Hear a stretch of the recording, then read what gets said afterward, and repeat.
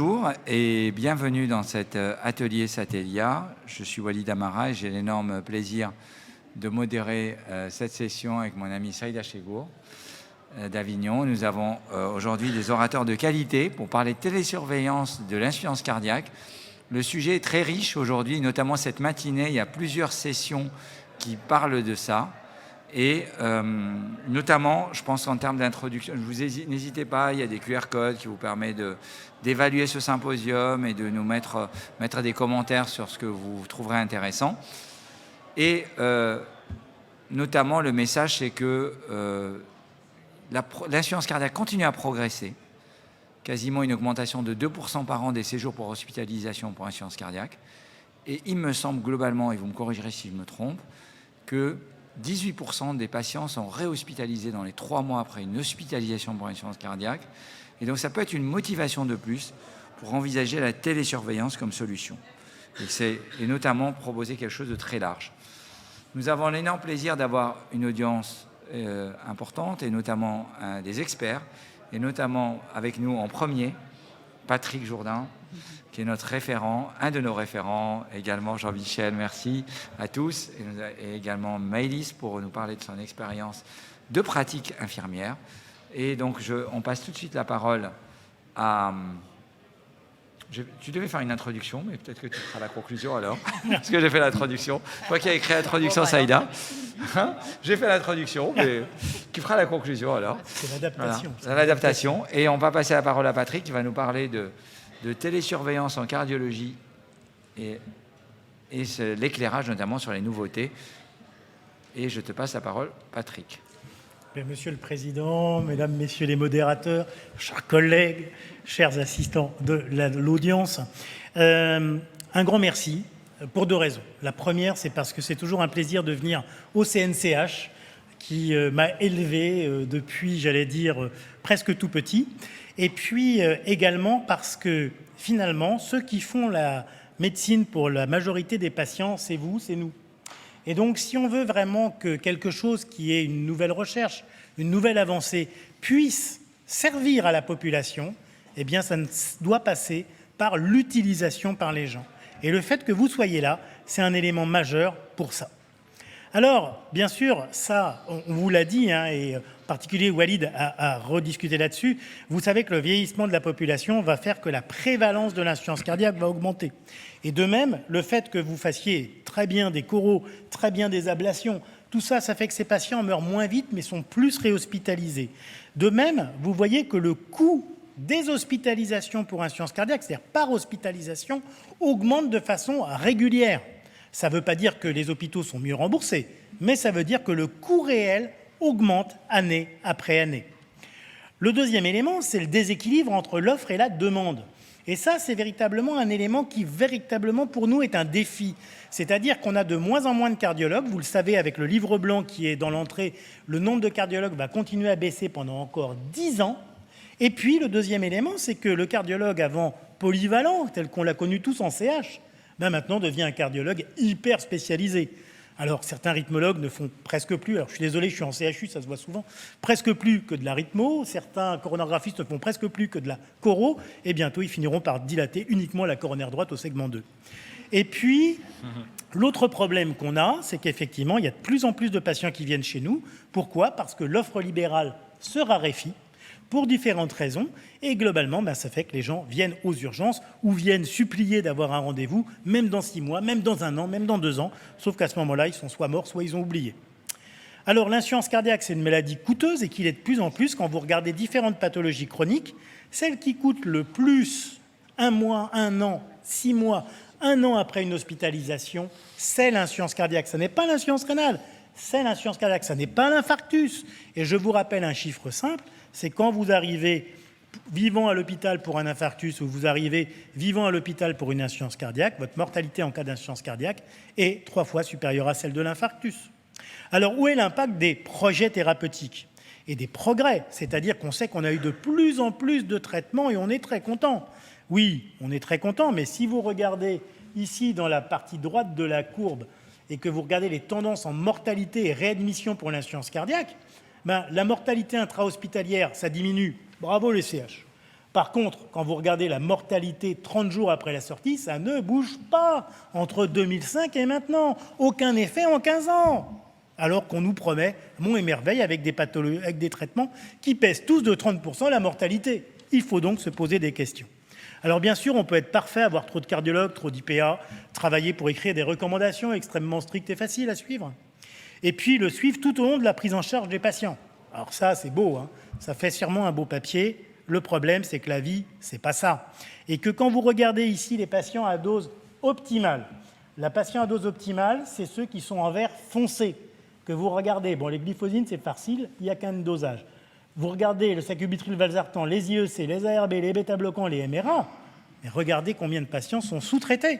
Et ça n'avance pas. Et c'est vrai que dans mon service, on a vu que l'arrivée des glyphosines a fait une baisse dans la prescription des MRA, parce que c'est plus simple. Alors, en pratique, ce qu'il faut se souvenir, et ça vous l'avez vu, et nous l'avons vu depuis toujours, le tout partout, le tout à la fois, ça n'est plus soutenable. Et que ce que nous faisions avant, la génération d'après, peut-être la mienne déjà, ne fera pas pareil. Il faut donc identifier le patient à risque pour focaliser notre prise en charge spécialisée. Il faut mieux identifier les patients qu'on pourra bien suivre, plutôt que dire je vais suivre tout le monde et en fait en réalité suivre personne. Il faut identifier le patient instable, le patient non adhérent, le patient en capacité d'autosurveillance, le patient attitré versus celui qui est déjà à dose optimale pour lui. Et la vraie question, c'est qu'apporte en pratique la télésurveillance aux cliniciens. Alors, qu'est-ce que c'est la télésurveillance déjà? C'est la surveillance du poids et des symptômes rapportés par le patient ou par l'intermédiaire d'objets connectés. Alors vous pourriez me dire, on va faire simple et prendre toujours un objet connecté. Après tout, le patient, il n'a qu'à faire ce qu'on lui dit. L'intérêt de passer par le patient, c'est l'impliquer dans sa prise en charge. C'est lui faire confiance. C'est lui qui va décider de se peser ou pas. C'est lui qui va décider de remonter les symptômes ou pas. C'est lui qui va décider de vous appeler quand il y aura besoin. Et attention, nous ne sommes pas là pour assister, nous sommes là pour accompagner. C'est totalement remboursé par la Sécurité sociale en France pour tout patient éligible. Et donc, il y a deux philosophies de système, se centrer sur le patient. Ça, c'est le patient connecté, connectable, et le système qui n'est pas basé sur le patient, qui est basé sur l'objet. Moi, je soigne des patients, pas des objets. Après, le patient connecté, il va recevoir, et c'est le système que nous, on utilise dans le cadre de Satellia, des SMS, des emails, un questionnaire à compléter, et en cas de déstabilisation, on est informé. Et puis, le patient, s'il le souhaite, peut rentrer sa donnée tous les jours. Est-ce que vous voyez, vous, appeler votre belle-mère tous les jours pour donner votre poids? Non. Voilà. Le patient, du moment qu'il le fait au moins 3 fois, 4 fois par semaine, ça me suffit très bien. Et puis, le patient connectable, là, l'idée, c'est de dire, on va appeler le patient pour effectivement assister à sa prise en charge. Et là, dans ce cas-là, on va pouvoir rentrer la donnée pour lui. Et pour ça, il faut de l'humain. Donc, comme on dit, l'important, c'est associer du physique à du digital, ce qu'on appelle le figital. Alors, le suivi, il est bien sûr possible tous les jours, et c'est ça qui est important. Et ce qui est important à travers ça, c'est de se dire, pour l'instant, on parle d'insuffisance cardiaque. Peut-être demain, on parlera post-coronarographie. Peut-être demain, on parlera post-ablation. Peut-être demain, on parlera hypertension. Et donc, si on fait quelque chose de simple, ça sera quelque chose d'adaptable à tout le monde. Alors, vous allez me dire qu'apporte la télésurveillance aux médecins et ou aux patients. La première chose qui est importante, c'est que ça apporte de la qualité, que ça apporte du soin et que ça apporte pas de fausses alertes. Parce que le pire, c'est les fausses alertes. Et tous les matins, quand vous regardez votre téléphone et que vous voyez tong, tong, tong, tong, tong dans certains systèmes, vous commencez par déprimer et vous commencez par prendre votre café. Alors, la télésurveillance, en fait, ce qu'il faut bien se rappeler, c'est que ça marche si on surveille. Or, si on est déjà en train de regarder toutes ces alertes, on dit tous les jours, j'ai des alertes pour monsieur. Donc, c'est que ce n'est pas important, c'est le même système que quand on crie au loup. On finit par plus rien faire. Et il faut surtout inclure un patient adhérent. Et à ce prix-là, on peut avoir une petite baisse du nombre d'hospices, mais surtout, on aura une baisse du nombre de journées passées à l'hôpital, parce que vous ne pouvez pas empêcher votre patient de faire une pneumonie. Mais, par contre, s'il a des symptômes détectés plus tôt, vous le traitez plus tôt, il sortira plus tôt. Et c'est ça qui est important, c'est de diminuer la charge liée à l'insuffisance cardiaque. Alors, au dernier congrès d'insuffisance cardiaque, on vous a montré effectivement des essais qui montraient des effets positifs assez variables en fonction des populations et des solutions. Il y a eu une méta-analyse de 65 études de télésurveillance non invasives, parce qu'il faut séparer ce qui est en pacemaker et non en pacemaker, et qui montrent un effet favorable. Alors, au dernier congrès ESC, pareil, l'étude Message HF Trial, qui montre un effet limité, mais un effet positif en faveur de la télésurveillance. Ce qui est très important, et moi c'est ça que j'aime bien, c'est que quand je mets un patient en télésurveillance, c'est surtout pour que je ne me stresse pas en me disant « il est instable ». Je mets un patient un peu moyen, je mets en télésurveillance. Ce que je veux, c'est qu'on m'alerte s'il y a une alerte, mais s'il n'y a pas d'alerte, on ne m'alerte pas. Ça, c'est la valeur prédictive négative. Si je n'ai pas d'alerte, il ne se passe rien. Et avec Satellia, 99,4% de valeur prédictive négative. C'est meilleur que le BNP. Donc, c'est utile. Deuxième élément, est-ce que le patient voit un impact favorable? Mais oui, il trouve ça simple, rapide, réassurant, utile, motivant. Et c'est ça le terme clé. Et surtout pour lui, pour quasiment la totalité des patients, ça n'est pas une perte de temps. Alors, ça a changé. Et on est passé d'étape au droit commun. Premier élément, le périmètre. C'est toujours patient hospitalisé depuis moins de 30 jours avant poussée ou patient symptomatique, BNP supérieur à 100, NT-pro supérieur à 1000. Pourquoi? Parce qu'en dessous, il n'y a pas d'événement ou peu d'événements. C'est la même chose, sauf qu'on va élargir aux patients hospitalisés, même en hôpital de jour, dans les 12 mois. Vous avez un patient que vous voulez mettre en télémédecine parce que vous sentez que ça va lui rendre service, faites une hospitalisation de jour, vous pourrez le rentrer en télémédecine. Il faut avoir des dispositifs avec du personnel pour rentrer les données du patient s'il est électronique. Deuxième élément, avant, c'était les industriels qui faisaient la déclaration sur l'honneur. Maintenant, ce qu'il faut, c'est que vous choisissiez un système où vous avez le poids qui reste mesurable par le patient ou automatiquement. Les industriels vont aller vers un CE médical. Un système non agréé ne pourra pas vous être proposé. Il faudra analyser la qualité de vie et l'observance devra être analysée. C'est-à-dire qu'un patient non observant, vous devrez arrêter la télémédecine. Enfin, pour la rétribution, avant c'était 220 € pour le cardiologue, 120 € pour le cardiologue ou l'infirmière selon qui faisait l'accompagnement thérapeutique. Le tarif initialement proposé au JO, c'est 340 € par an pour le médecin cardiologue. Donc vous voyez qu'on était exactement à la même chose. Mais grâce au travail du CNP de cardiologie, d'un peu tout le monde, et une discussion, il va y avoir 2 forfaits spécifiques payés x2 et x3. C'est-à-dire ça correspond à 56 € par mois, c'est comme si vous faisiez 2 consultes quasiment, et 70 € par mois, quasiment 3 consultes par mois. Est-ce que vous voyez vos patients 36 fois par an? Non. Donc cette télésurveillance va être bien payée, et probablement les critères pour y rentrer, ça va être des comorbidités comme l'insuffisance rénale sévère, les cardiopathies restrictives, les amyloses, et l'âge des patients. C'est-à-dire que s'il est âgé avec beaucoup de comorbidités, ça rentrera. Donc ça, c'est en cours de négociation. Pour ce qui est de la prescription, c'était éventuellement 6 mois renouvelable. Maintenant, c'est mensualisé d'une durée de 6 mois maximum. Par contre, ce que vous pouvez faire, c'est exactement comme les kinés. Vous faites 6 actes sur la même feuille au terme de 6 mois, tout simplement. Vous n'avez pas besoin tous les mois de gratter votre feuille. Et si le patient arrête ou décède, on arrête à partir du moment où il a arrêté. Alors que jusqu'à présent, s'il décédait le premier jour, vous étiez payé 6 mois, mais vous avouerez que ce n'était pas très honnête. Deuxième élément, l'accompagnement thérapeutique. C'était consubstantiel à la télésurveillance. Maintenant, c'est dans le texte d'application. C'est-à-dire que vous devez toujours faire cet accompagnement thérapeutique, mais l'infirmière ne sera pas spécialement rémunérée pour ça. C'est soit votre hôpital qui deal avec des infirmières libérales, soit qui deal avec un établissement, soit c'est dans le cadre de ce que fait votre équipe. Il n'y a plus de nécessité de le tracer et les industriels peuvent proposer une offre payante pour réaliser cet accompagnement thérapeutique. Alors, la gestion des alertes, ça ne change pas. Le traitement des alertes, c'est toujours la responsabilité du médecin qui réalise et qui est payé pour la télésurveillance. Ça ne peut être qu'un cardiologue ou un médecin qui est titulaire du DU d'insuffisance cardiaque. Ça ne peut pas être autre chose. Ça, c'est très important. Et les infirmières agissent par délégation, nous en sommes responsables. Si demain, mon infirmière a dit « je ne m'inquiète qu'au-delà de 18 kg de prise », c'est moi qui suis responsable. Il faut donc séparer la gestion des alertes qui sont dites médicales de la gestion des éléments intercurrents. Les problèmes techniques, les erreurs de mesure, le patient qui s'est pesé avec son chien, le patient qui s'est pesé avec sa valise, le patient qui a voulu savoir si son nourrisson avait du poids, tout ça. Ça ne relève pas du médecin, ça peut rester du domaine de l'industriel. Donc comme c'était avant. La seule différence, c'est qu'il ne pouvait pas paraître dans un JO que les alertes médicales soient traitées par un industriel parce que c'était illégal. Alors les warnings, notion d'opérateur et de référent, c'est-à-dire que ce n'est pas forcément la même chose. Vous pouvez être opérateur de télémédecine et pas référent. Ce n'est pas gênant en libéral. À l'hôpital, ça peut être différent si vous êtes par exemple en CHU. Il faut toujours prévenir votre assurance que vous faites de la télésurveillance. Il n'y aura aucun surcoût dans votre assurance, mais il faut le prévenir.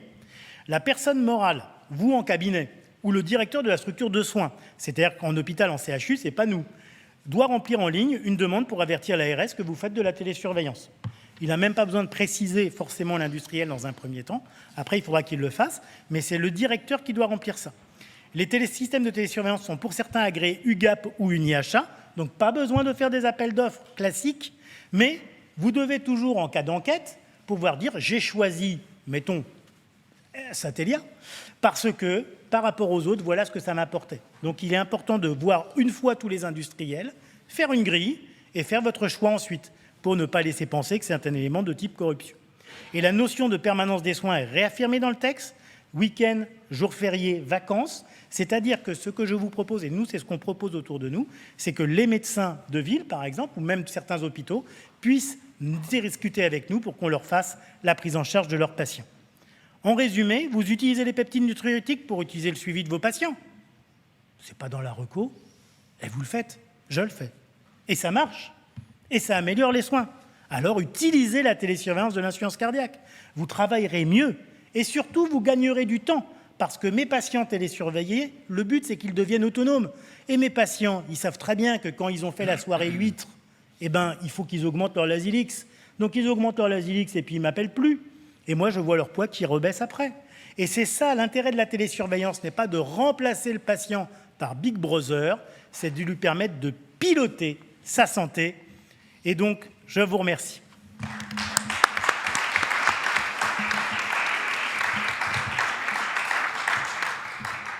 Merci Patrick pour ce plaidoyer en faveur de la télésurveillance.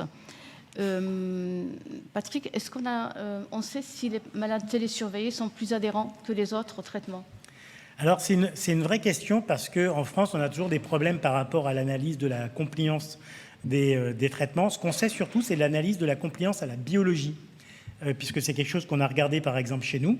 Donc les gens qui sont en télésurveillance font beaucoup mieux leur biologie, hein. On a à peu près 30% d'amélioration du suivi de la biologie. Et ça, c'est assez facile à regarder. Pourquoi? Parce que nous, chaque fois qu'il y a une alerte, chaque fois qu'il y a un élément, on leur explique qu'on a besoin de la biologie pour savoir.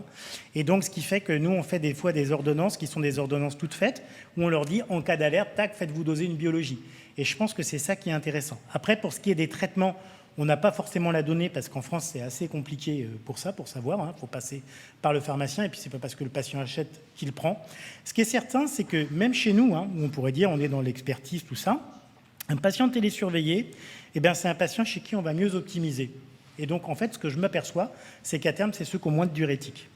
Et ils ont moins de diurétiques, pourquoi? Parce que grâce aux algorithmes de suivi de patients, on sait qu'on peut baisser les diurétiques jusqu'au chiffre où on n'aura pas d'alerte parce que reprise de poids. Donc, c'est comme ça que j'utilise, moi, les éléments, à la fois pour up-titrer, mais à la fois pour down-titrer. D'accord. Donc, un patient télésurveillé, grâce au contact humain, et les programmes, l'éducation, l'accompagnement thérapeutique, il connaît mieux les signes d'alerte? Oui, en fait, c'est-à-dire qu'il faut bien lui expliquer. Moi, je lui explique que la télésurveillance, c'est pas pour faire pour lui. Au contraire, c'est pour faire avec lui. Et donc, l'idée générale, c'est qu'il va devoir me donner des symptômes, mais s'il me donne n'importe quoi comme symptôme, ça ne marchera pas. Et puis, que lui expliquer le lien entre le poids qui va monter vite et la décompensation. Et surtout, essayer de trouver à chaque alerte pourquoi il a fait ça. Et quand il comprend que c'est quand il est tombé dans le paquet de chips que ça va moins bien, ou quand il n'a pas pris son Lasix parce que ce jour-là, il allait au thé dansant, eh bien, globalement, le patient, après, il le gérera tout seul. Mais ce qui est important, c'est ça. C'est-à-dire que plus on va l'autonomiser, mieux ça sera. Et moi, je crois que c'est ça qui est important. C'est-à-dire que derrière toute télésurveillance, il y a d'abord un dialogue. Et que par contre, et j'insiste là-dessus, ce dialogue, ce n'est pas 3 heures à chaque fois. Sinon, on ne pourra pas prendre en charge tous les patients. Et donc, il faut éviter de faire des usines à gaz façon française, plutôt faire du simple, du réaliste, du rapide comme on fait dans tous les jours et dans toutes nos consultes. Merci, merci beaucoup. Donc on va passer la parole à Jean-Michel.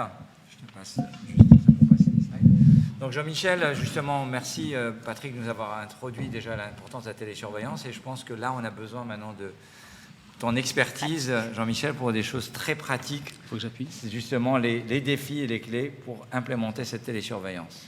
Je voudrais juste rajouter que Jean-Michel est le coordinateur de Phileas, qui est connu et qui est devenu un modèle à l'échelle nationale. Merci Jean-Michel. C'est gentil, merci beaucoup.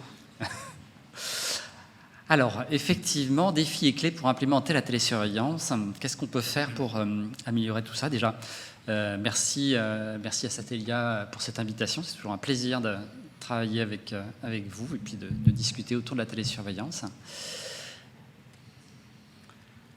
Premièrement, promouvoir la télésurveillance, on l'a vu, mais il faut bien le réaliser actuellement, c'est une urgence. C'est une urgence. Il faut tous qu'on s'y mette, et très, très rapidement. Et je vais vous donner 2 éléments pour vous persuader de ça. C'est que, au niveau européen, par exemple, si on regarde les chiffres de l'OCDE quant aux hospitalisations pour insuffisance cardiaque, vous voyez, les chiffres de l'OCDE, en moyenne, on est à 233 hospitalisations pour insuffisance cardiaque pour 100 000 habitants. C'est des taux standardisés. Si on regarde la France, on est à 266 hospitalisations pour 100 000 habitants. Si on regarde d'autres pays européens comme la Norvège, le Canada, l'Islande, les Pays-Bas, on est autour de 150 hospitalisations pour 100 000 habitants. Et donc là, naît de ces chiffres une notion qui est dramatiquement négative pour nous, c'est-à-dire qu'on a un taux d'hospitalisation extrêmement élevé chez nous, et donc on a des hospitalisations qui sont éminemment évitables. Et notre pays est connu pour avoir entre 50 et 80% d'hospitalisations évitables dans l'insuffisance cardiaque. Donc ça, c'est quand même pas très en notre faveur, et c'est bien la preuve qu'il faut quand même qu'on fasse gaffe et qu'on fasse autrement.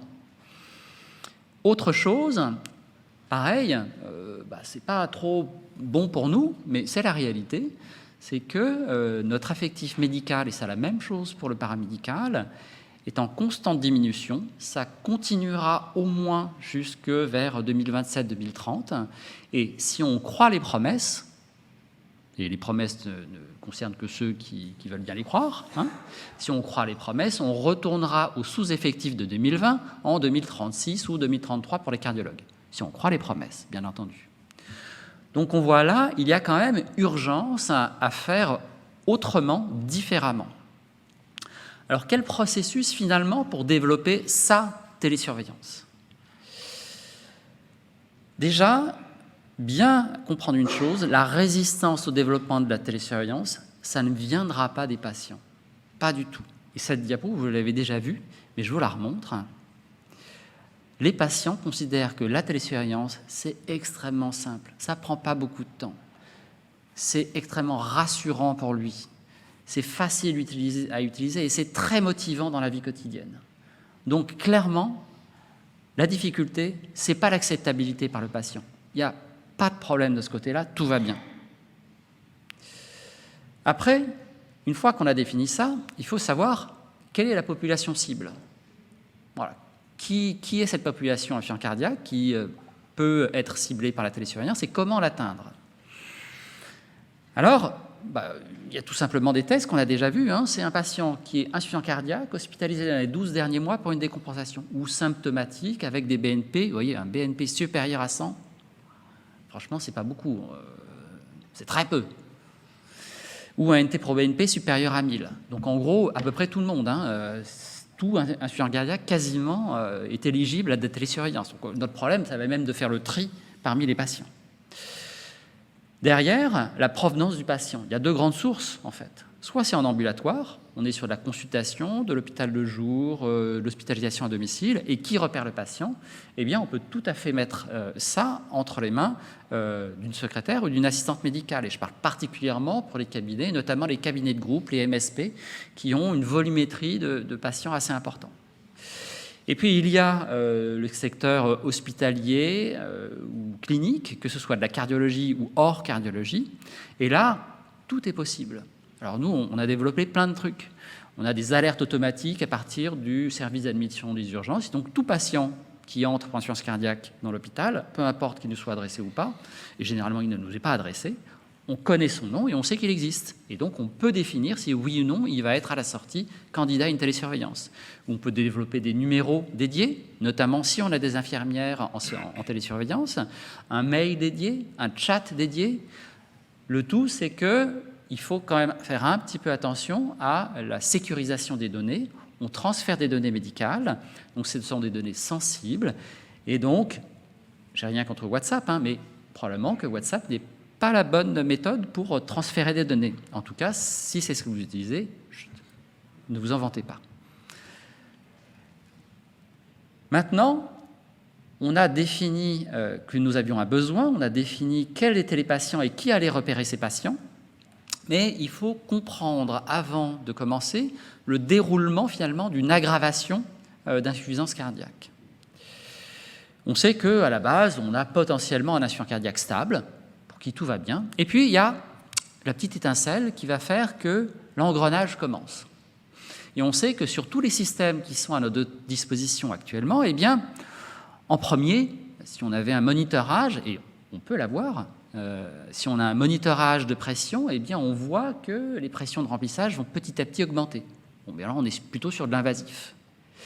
Et puis, il va y avoir des biomarqueurs comme les BNP qui vont augmenter un petit peu, potentiellement les poumons qui vont s'humidifier, se mouiller un petit peu. Alors, on a vu sur une session précédente que c'était pas très spécifique, malheureusement, hein, n'importe quelle grippe, virose, et on en a une célèbre récente qui nous a fait un peu suer sur cette impédancemétrie, mais on a effectivement ces marqueurs qui sont positifs. Et là, on est sur 20-15 jours de délai avant l'hospitalisation, donc on est hyper confortable. Et on a la télésurveillance clinique, celle qu'on connaît, avec la prise de poids et le symptôme. Et donc ça, par contre, on est dans 10 jours, 5 jours des fois avant l'hospitalisation. Et c'est important de bien s'en rendre compte parce que dans la télésurveillance clinique, on doit donc se calibrer pour ce délai-là. Notre délai de réponse doit être adapté à ce que l'on connaît de l'évolution de la maladie lorsqu'elle est en phase d'aggravation. Le tout étant, bien entendu, d'éviter l'arrivée à l'hôpital le plus possible et en tout cas certainement d'éviter le passage au service d'admission des urgences. Maintenant, on a défini l'ensemble de nos paramètres, comment allait se déterminer finalement cette phase de décompensation, si elle va arriver, et elle va arriver, c'est pour ça qu'on les télésurveille, bien sûr qu'elle va arriver. On doit déterminer quelles sont les personnes ressources, les personnes télésurveillantes. Là aussi, et finalement je reviens sur ce que nous a présenté Patrick juste avant, on doit, quoi qu'il arrive, avoir un cardiologue qui est intéressé par l'insuffisance cardiaque, un insuffisant cardiologue. Un médecin généraliste peut tout à fait être adapté, à condition d'avoir une formation en insuffisance cardiaque. Dans certaines conditions, on peut aussi envisager qu'un médecin gériatre, et ça peut être une très bonne idée si on a des populations très âgées, qu'un médecin gériatre, avec un DIU d'insuffisance cardiaque, soit adossé au cardiologue. Je pense que c'est une très bonne idée, et il y a des centres qui se développent de cette manière-là. Mais, et je mets fortement conseillé en appui, mais je vais vous dire, en fait, c'est obligatoire. Il va vous falloir une équipe paramédicale. C'est obligatoire parce que vous ne vous en sortirez jamais avec la file active de télésurveillance en plus de votre travail quotidien. Donc vous devez absolument vous adosser à une infirmière et ensuite, eh bien, infirmière de coordination, infirmière protocole de coopération, infirmière de pratique avancée, mention PCS, à voir en fonction du projet médical que vous allez développer. Mais bien entendu, si vous en avez les moyens et la possibilité, vous devez absolument obtenir une infirmière spécialisée en insuffisance cardiaque, que ce soit coopération ou pratique avancée. Et finalement, donc je viens sur cette notion de bâtir un projet. C'est vrai que des compétences, en fait, les compétences découlent du projet que l'on a mis en place. On doit donc définir un projet médical. Est-ce qu'on est sur un projet médical de télésurveillance simple? C'est tout. Est-ce qu'on fait de la coordination avec? Possible. Souvent, ça va ensemble. Est-ce qu'on va faire de la consultation avec? On a besoin d'une spécialité particulière, coopération ou pratique avancée. Ou est-ce qu'on va encore faire plus de choses? Hôpital de jour, hospitalisation à domicile, unité mobile. Bref, tout est possible et ça va définir les compétences et la volumétrie. À ce moment-là, on définit donc les compétences. Infirmière libérale, infirmière simple, infirmière de coopération, pratique avancée. Et on définit, à partir de l'ensemble de ces éléments, les protocoles et les outils. Les protocoles, ça va être les protocoles d'aide à la télésurveillance, les protocoles de suivi des alertes et surtout les protocoles de résolution des alertes. Car on l'a bien vu, on a entre 5 et 10 jours pour résoudre les alertes cliniques et si on ne prend pas en charge, si on ne fait pas quelque chose d'efficace, par définition, on ne va rien changer à la vie du patient et à son évolution. On en vient donc là, il est important de déterminer l'ensemble des processus en cas d'alerte. Et le rôle de l'infirmière spécialisée en insuffisance cardiaque, il est capital ici. En fait, cette infirmière, elle est là pour intégrer et éduquer le patient à l'outil. Elle implique les infirmières libérales et elle participe à la montée en compétence des infirmières libérales. Elle effectue le suivi quotidien sur la plateforme des alertes numériques. Elle est là pour faire le lien avec le patient, l'aidant, l'infirmier, le médecin généraliste ou le cardiologue en cas d'alerte. Et elle est là également pour effectuer la gradation des actions selon le niveau de gravité. Et donc, pour ce qui nous concerne, par exemple, comment se passe cette gradation? Eh bien, selon le niveau de sévérité, de gravité, nous allons réorienter sur une consultation de ville, généraliste, cardiologue. On va prendre en charge le patient sur une consultation spécialisée en insuffisance cardiaque. Donc là, c'est les infirmières qui vont voir le patient, en sachant qu'il est stable jusqu'à preuve du contraire. Donc ça passe dans les mentions. Ou on peut mettre en place un hôpital de jour ou une hospitalisation à domicile. Et finalement, la case hospitalisation conventionnelle devient totalement exceptionnelle. On doit modéliser le plan financier. Et ça, c'est la partie à laquelle on n'est pas trop habitué. Mais effectivement, il faut y penser. On a développé tout notre projet. Super, on sait ce qu'on veut faire, on veut où on veut aller. On sait où on veut aller. Et donc, il va falloir négocier avec la direction comment financer ça. Alors, comment financer ça? On doit définir à peu près quelle est notre file active attendue. Le PMSI peut vous aider pour ça. Sur cette file active, définir quel est le taux de patients qui va relever de la télésurveillance. En hospitalisation, c'est quasiment tout le monde dans la réalité. À ce moment-là, on va multiplier ce nombre de patients par au moins 28 € par mois, et on verra quand les critères sont sortis, mais on va pouvoir même faire x2, x3 si besoin. Donc le 28 € par mois, c'est le minimum syndical. Et en sortie d'hospitalisation, compte tenu de l'âge des patients, on va avoir beaucoup plus probablement. Et on doit ajouter à ça les bénéfices secondaires. Les bénéfices secondaires, ce sont les consultations engendrées. Ce sont les hôpitaux de jour engendrés, que ce soit pour du pharyngecte, pour du furosémide en cas de décompensation. Et on doit également mettre en place, montrer qu'il y a une baisse de la durée moyenne de séjour, parce qu'on peut souvent faire sortir plus tôt les patients à partir du moment où on peut les suivre à la maison derrière. Et peut-être assortir ça d'une consultation précoce par l'infirmière spécialisée en insuffisance cardiaque. Et puis, il ne faut pas se tromper, en fait. Le premier bénéfice secondaire, en fait, c'est la pertinence et la qualité des soins qu'on propose. Et ça, on est plus confortable avec ça, je dois l'avouer, c'est vrai. Alors, pour conclure, la mise en place de la télésurveillance est aujourd'hui un impératif de santé dans l'insuffisance cardiaque. La télésurveillance est la première étape vers une vision qui est populationnelle et territoriale de la maladie. On éclate le service, on éclate l'hôpital et on sort sur le territoire. Les conditions de développement de la télésurveillance, ça dépend du projet médical et de la volumétrie de patients envisagée. Et donc, il faut avoir une petite idée de ça, une estimation. Et de ça découle l'équipe à construire, la filière ambulatoire potentiellement à construire en cas d'alerte, hôpital de jour, voire HAD, c'est plus compliqué, mais c'est très utile, et les bénéfices secondaires qu'on va pouvoir valoriser auprès des décideurs, ceux qui ont les cordons de la bourse. Je vous remercie.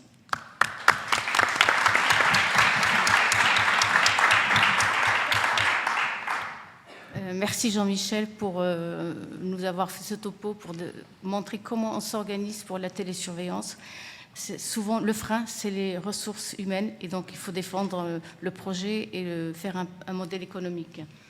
Jean-Michel, est-ce que ta file active, elle est de combien? Alors, on a une particularité, ce qui est que la télésurveillance est un outil parmi d'autres. Oui. Donc, notre file active, on travaille avec 2 prestataires, dont bien entendu Satellia. Et on a une file active de 250 patients quotidiens. Voilà, 250 patients en télésurveillance quotidien. Mais on a cette file active, on a des consultations ISPIC 3 fois par semaine, on a des hôpitaux de jour quasiment quotidiens, On a le côté unité mobile, c'est-à-dire qu'on a connaissance de tous les patients de tout l'hôpital et donc on va voir tous les patients. Et on a de l'hospitalisation à domicile qu'on gère aussi, puisqu'on a commencé par ça depuis 2018, cette hospitalisation à domicile pour l'insuffisance cardiaque décompensée, et c'est compliqué à faire, mais quand on l'a, c'est génial. C'est génial. Comment j'ai des fois des infirmières dans le service qui veulent bien aller dans cette direction, et le blocage, c'est qu'on leur refuse leur DU. Elles veulent faire ça, mais il y a des blocages dans l'établissement. On dit on manque d'infirmières, on préfère que l'infirmière soit à l'USIC. Quelle est ta recette pour qu'on puisse, finalement, que cette infirmière qui est motivée, je puisse la garder chez moi, à moins qu'elle aille ailleurs ou là où on lui propose ce même poste, et que je puisse convaincre ma direction? Alors, j'ai 2 recettes. La première, faites un plan de développement. C'est vrai que, on n'a pas fait des études pour faire ça. Hein. Ouais, et alors moi, pas du tout. Hein. Si vous saviez, alors pas du tout. Mais il n'y a pas moyen autrement. Il faut faire un plan de développement de votre filière, et donc il faut connaître les chiffres. Ça, c'est le PMSI. Savoir à peu près quel est le taux où on va développer la télésurveillance. Regardez s'il y a de l'ambulatoire à générer. Regardez tous les à côté. Vous faites des multiplications, une addition, vous arrivez à un chiffre. Vous verrez que vous allez exploser le chiffre qui correspond au coût de l'infirmière, mais exploser, mais vraiment. Et derrière, si vous avez des problématiques motivationnelles, vous avez un mail là, qui est le mail de la filière. Donc sachez que vous voulez développer la télésurveillance, vous voulez développer des outils, n'hésitez pas, vous pouvez nous contacter. On accueille, mais très régulièrement, des directeurs d'hôpitaux avec des cadres de santé, avec des médecins, pour leur montrer ce qu'on fait, leur montrer que c'est hyper rentable, humainement et économiquement. Tout le monde s'y retrouve. Donc n'hésitez pas à nous contacter. On le fait avec grand plaisir. On est dans le Var, c'est pas désagréable pour venir. Choisissez un moment où il fait beau. Je rassure Maëlys que vous n'êtes pas qu'un chiffre ou qu'un outil. En tout cas, merci Jean-Michel. Ça fait vraiment la transition avec la présentation de Maëlys, qui va nous parler justement de son expérience et des challenges, justement de son point de vue infirmier. Et j'ai des infirmières dans la salle, et donc justement, c'est pour nous très important que tu puisses partager avec nous ton expérience et que tu puisses créer également des vocations, parce qu'il y a beaucoup de vocations là dans la salle, je peux te dire. Parfait. Alors moi, du coup, je vais vous parler de l'expérience infirmier. Donc moi, je suis IPA à l'hôpital Saint-Joseph à Paris. Ça fait 2 ans qu'on est 2 IPA, et je vais vous expliquer un peu comment la télésurveillance, finalement, fait part de notre quotidien. Donc je n'ai pas de lien d'intérêt. Donc avant tout, c'est une mise en place de la télésurveillance. On a choisi Satellia parce que, comme vous avez dit, c'est très simple d'utilisation et pour le patient et pour nous. Pour le patient, il a simplement besoin d'une balance et d'un moyen de répondre au questionnaire. Donc soit un aidant, soit un téléphone, soit une adresse mail. Et il peut aller à droite, à gauche avec sa balance et son application pour répondre au questionnaire. Et puis pour nous, c'est très facile d'inclure les patients et c'est très facile de gérer les alertes. Donc ça commence en 2019. En 2019, on a le premier patient qui est inclus. À ce moment-là, c'est un binôme médical qui gère les alertes. Et puis en 2021, Claire Vanier et moi-même, donc 2 IPA, arrivons à Saint-Joseph, revenons à Saint-Joseph plutôt, et on met en place vraiment une gestion quotidienne de la télésurveillance qui fait partie de notre poste de manière, vraiment partie intégrante de notre poste. Et aujourd'hui, on a 260 patients qui sont en télésuivi. Les atouts de la télésurveillance, vous en avez déjà beaucoup parlé. En effet, le lien renforcé avec les patients, c'est des patients qu'on connaît très bien. Et ils savent qu'ils sont très rassurés de savoir qu'on est derrière leurs réponses, à surveiller un peu leur poids, leurs symptômes également. Évidemment, ça passe par eux, c'est eux qui doivent nous donner les informations. C'est une fidélisation du suivi parce qu'on les revoit régulièrement, on les appelle aussi régulièrement quand ils sont en alerte, et ça fait vraiment partie intégrante de notre parcours de soins. Ça leur permet évidemment d'apprendre au quotidien à détecter les signes d'essoufflement, prise de poids, œdème, fatigue. Dans le quotidien, ils savent que toutes les semaines, ils vont monter sur la balance, ils vont surveiller leurs jambes, ils vont surveiller s'ils ne sont pas plus essoufflés, s'ils n'ont pas ajouté d'oreiller. Ça diminue la durée moyenne de séjour parce qu'en effet, on accepte de les faire sortir peut-être un tout petit peu plus vite en sachant qu'on va pouvoir les surveiller de près, enfin surveiller du moins les accompagner de près. Et ça diminue probablement aussi le nombre de réhospitalisations. Mais en tout cas, ce qui est sûr, c'est que ça va amener progressivement l'hospitalisation, c'est-à-dire qu'on va préparer ça. Ils vont savoir qu'ils sont en alerte, on les appelait une fois, on attend un petit peu de voir, on réévalue, on va peut-être les revoir, mais en tout cas, ils savent que lorsque c'est plus possible, lorsqu'il n'y a plus le choix, on va les hospitaliser pour une cure de diurétique. On essaye évidemment de préparer ça tranquillement et souvent, ils ne sont pas très étonnés quand on les hospitalise. Évidemment, la gestion précoce des décompensations cardiaques, c'est ce que je vous ai dit, c'est le fait de les appeler régulièrement en fonction de leur réponse. Et voilà, la télésurveillance, un des atouts, c'est que ça a permis notre formation de 2 IPA. Donc voilà. Derrière la télésurveillance, c'est une équipe. Il y a évidemment l'équipe Satellia avec qui on discute, les infirmières de la plateforme qui appellent nos patients. C'est aussi une équipe médicale avec Dr Jagu et Dr Charbonnel. C'est une équipe infirmière avec Claire Vanier et moi-même et une chargée de coordination des pathologies chroniques pour adapter notre parcours de soins. Donc voilà, c'est vraiment une équipe à part entière. Ça, c'est un petit peu pour vous expliquer l'expérience qu'on a à Saint-Joseph. Donc nous, on a défini 2 grands parcours. Le parcours qu'on a appelé coordonné pour les patients qui ont une fraction d'éjection altérée. C'est des patients qu'on va mettre dans ce parcours parce qu'on va les revoir précocement à 15 jours pour commencer la titration, réévaluer aussi, être sûr qu'ils n'ont pas de signe de décompensation cardiaque et on va les réévaluer après en hôpital de jour à 1 mois de leur sortie d'hospitalisation pour refaire une échographie cardiaque, pour voir la diététicienne et puis nous, on les connaîtra aussi, donc on pourra les revoir à ce moment-là. Et puis un deuxième hôpital de jour à 3 mois pour continuer la titration. Et puis entre-temps, on aura évidemment mis des consultations IPA pour perdurer la titration. On a le parcours plus conventionnel, qui est un parcours classique. Donc le patient est suivi par son cardiologue, son médecin traitant, les infirmières de ville éventuellement. Et sur ces 2 parcours-là, on a donc 3 outils à disposition qu'on va volontiers utiliser. La réadaptation cardiaque, bien sûr.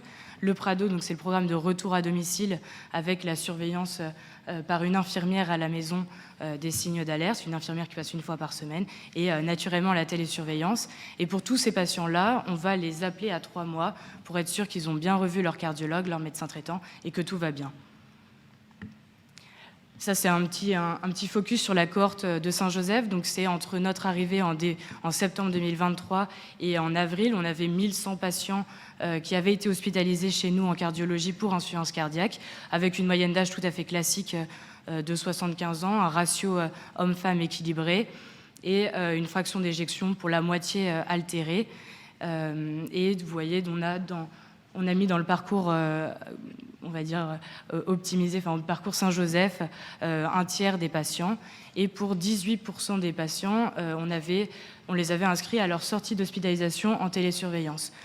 Après, on a fait le choix, nous, de mettre la télésurveillance en relais du Prado ou en relais du SSR ou alors à distance là, en hospitalisation, ce qui fait qu'on a environ 1/3 des patients qui sont actuellement télésuivis. Donc globalement, donc ça c'est plus un peu le focus sur l'infirmière en pratique avancée. Nous, on a fait le choix de rencontrer tous les patients qui sont hospitalisés dans nos services de cardiologie pour insuffisance cardiaque. Donc on a cette idée-là de leur proposer la télésurveillance, le Prado, en fonction du profil. Mais en tout cas, tous sont vus. Il y a une première éducation thérapeutique qui est faite, une première reformulation de l'annonce qui a été faite également. Et on va intégrer les patients dans un parcours. Et ça sera un parcours du coup qui sera personnalisé selon les attentes du patient. On laisse le choix au patient d'être dans la télésurveillance parce qu'en effet, il faut qu'il réponde au questionnaire. Tous ces patients sont donc appelés à 3 mois pour vérifier qu'ils ont toujours un suivi. Et l'ensemble de ces patients sont recensés dans un outil de pilotage dans le but de, après, essayer d'améliorer au mieux notre prise en charge.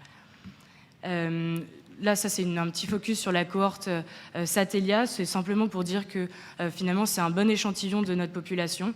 vous voyez que la moyenne d'âge est de 71 ans, avec sur le côté 250 patients environ, donc la moitié, qui ont plus de 70 ans. Et on a quand même un certain nombre de nonagénaires qui répondent facilement parce que soit ils sont aidés par leur infirmière à la maison, soit par des aidants, soit ils sont appelés. Mais en tout cas, ce ne sont pas du tout ceux qui vont le moins répondre, bien au contraire. Et vous voyez, donc on a environ 260 patients actuellement en télésuivi.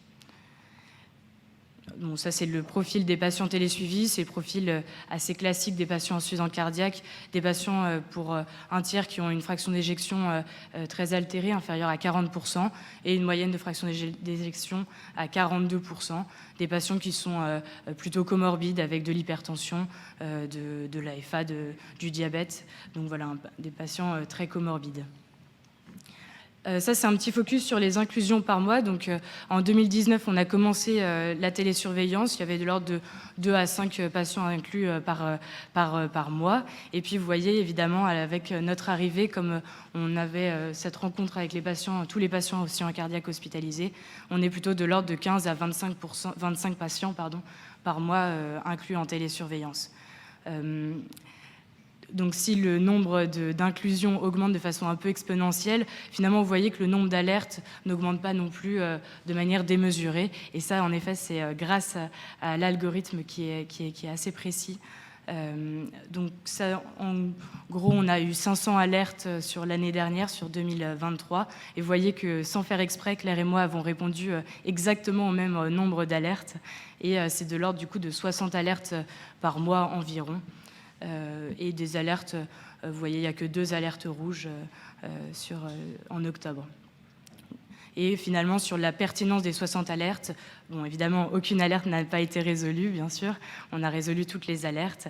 Vous voyez que la majorité des alertes sont des alertes pour décompensation cardiaque, avec une petite précision sur la ligne patients à faible risque de décompensation. C'est globalement les patients qui étaient en alerte, et l'alerte est en cours de résolution. Donc voilà, il faut parfois un petit peu de temps pour les remettre dans le vert. La gestion des alertes en pratique, donc ça c'est vraiment un peu pour vous montrer notre organisation. Donc on ouvre l'application tous les matins et on la réactualise de manière un peu régulière.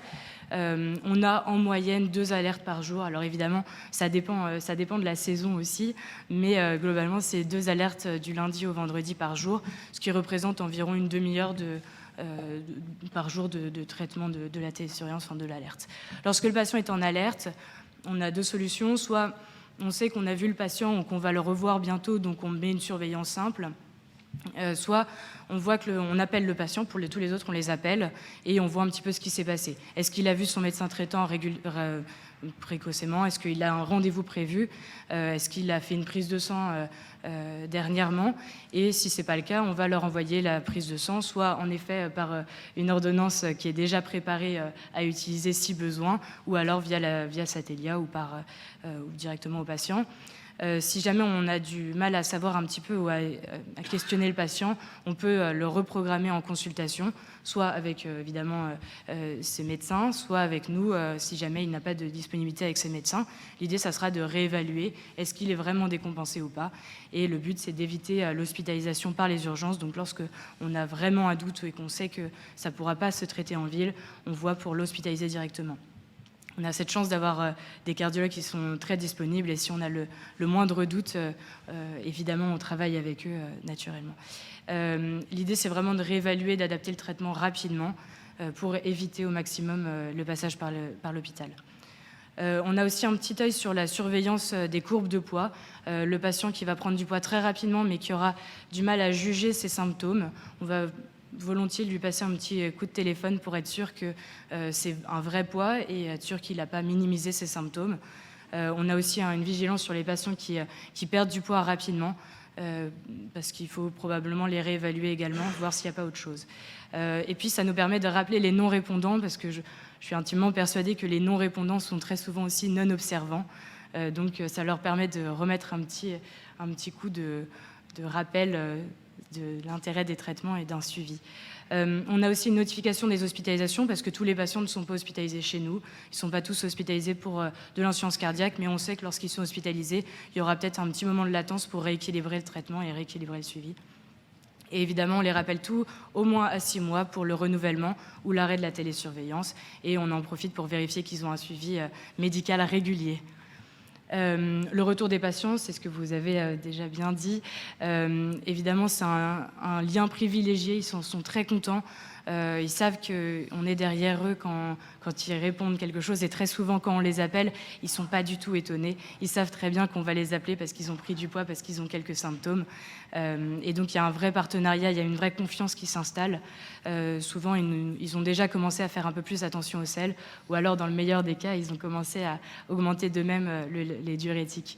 Il y a une véritable inclusion du patient dans le parcours de soins parce que finalement, le fait d'utiliser la télésurveillance, ça met au centre le patient. On les revoit en consultation, mais très souvent, ils arrivent en consultation, ils nous disent non, mais j'ai pas d'essoufflement, j'ai pas de prise de poids, j'ai pas d'œdème et tout va bien. Donc c'est vraiment, ça les inclut au milieu de leur parcours. Ça facilite l'observance parce qu'ils comprennent l'intérêt des diurétiques, même si ça peut être pénible. Souvent, ils voient l'intérêt de faire attention au sel et de prendre leur traitement. Et beaucoup demandent à continuer au bout de 6 mois. Et finalement, c'est peut-être une des difficultés, c'est d'arrêter la télésurveillance parce que les patients sont très volontaires et puis finalement, nous aussi, ça nous rassure un peu. Donc, c'est très difficile d'arrêter la télésurveillance. En conclusion, la télésurveillance, ça permet une adaptation du traitement rapide s'il y a des signes d'alerte. On arrive à déceler le début d'une décompensation cardiaque et le mieux, c'est de traiter ça en ville. Ça aide à l'éducation thérapeutique parce qu'ils connaissent leurs signes. Ils ont ce rappel régulièrement pendant au moins 6 mois. Ils savent l'intérêt de se peser. C'est un lien renforcé avec l'équipe soignante et la ville. Très souvent, on a quand même quelques infirmières qui répondent pour le patient à la télésurveillance. Et souvent, on appelle volontiers les infirmières pour être sûr que tout va bien et éventuellement organiser le suivi. Ça permet une hospitalisation directement en cardiologie lorsqu'elle est nécessaire, sans passer par les urgences. Et la clé de succès des gestions d'alerte, c'est en effet une plateforme qui est adaptée. Et puis, je vous souhaite d'avoir des IPA. Merci beaucoup. Merci beaucoup Maëlys pour standing ovation. Voilà, non, merci beaucoup pour cette présentation très claire. Ce matin, Jean-Michel parlait de la complémentarité des savoirs et des compétences, que j'ai bien retenu, et en tout cas, ça le montre bien. Et c'était très, très clair. J'invite les infirmières à venir te voir après la session, avec parce plaisir. que malheureusement, on va devoir la clôturer. Je dirais juste un petit message, c'est qu'on demande à tous ces constructeurs de nous donner des preuves de l'efficacité de la réduction des hospitalisations pour insuffisance cardiaque. Vous en avez vu passer à l'ESC. Vous allez avoir tout à l'heure en primeur à 17h45 sur la session de ce soir des résultats de l'étude Optimum qui montrent une réduction, je peux vous dire déjà, de 60% des hospitalisations pour insuffisance cardiaque avec ce système-là. Donc c'est bien. Et donc vous allez avoir une journée riche aujourd'hui en insuffisance cardiaque. Merci à tous. On est obligé de clôturer car à 11h15, il y a vraiment 1 minute pour la réponse, parce qu'à 11h15, on doit être à l'amphi AB, il est 11h09, et je veux être sûr qu'on puisse transiter. Oui. Est-ce qu'on a des données concernant la mortalité, indépendamment des programmes de réhabilitation? Et je voudrais savoir juste la place des industriels dans ce programme. Merci. Moi, à ma connaissance, c'est les données d'hospitalisation pour insuffisance cardiaque. Et il y a eu des données à l'ESC qui ont été présentées assez intéressantes, je pense. Imatchef qui était positif. Donc en fait, on a pas mal d'études qui sont positives sur la mortalité. Après, la différence, c'est qu'à chaque fois, c'est avec un système donné, des patients donnés, et c'est comme pour le BNP ou pour l'éducation. En fait, dans la vraie vie, c'est difficile à surexposer. Par contre, ce qu'on sait, c'est que dans la vraie vie en Angleterre, ça a diminué les réhospitalisations, ça a diminué les décès pour l'insuffisance cardiaque, tout système confondu. Donc globalement, à l'échelon d'une population, ça marche bien mieux que dans les études randomisées. Après, la place des industriels, les industriels, c'est comme dans l'industrie pharmaceutique, c'est-à-dire eux doivent payer l'innovation, sont très peu payés par rapport à l'industrie pharma, par rapport aux investissements qui sont mis en place, ce qui pose quand même des problèmes pour la pérennisation, parce que comme on vous l'a dit, la télémédecine, ça n'est pas juste un logiciel où le patient y clique. Merci à tous et rendez-vous pour la suite. Merci.